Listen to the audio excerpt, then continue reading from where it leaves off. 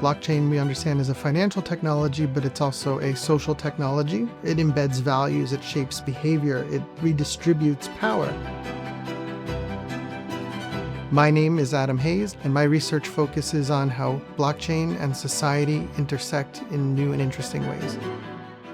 Sociology has always been interested in how people coordinate, how society sticks together, why we have social order. And the answers to that historically have been through these institutional arrangements. Blockchain matters because it enables new ways of social coordination. What's really interesting is how it rearranges and reconfigures trust and institutions. For example, by disintermediating things like banks or governments or other centralized authorities, we don't need to trust each other. We don't need to trust because we can verify. And that's something that's super interesting for sociologists, because how do we coordinate in society when we're people that don't know each other?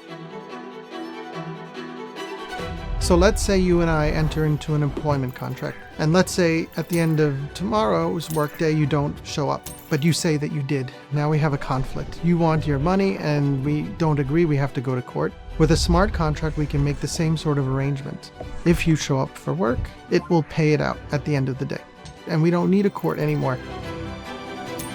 If we look ahead for the next 15 or 20 years, some of the really exciting achievements could be these new and radical forms of social reorganization and coordination, ways that are transparent, inclusive, and novel.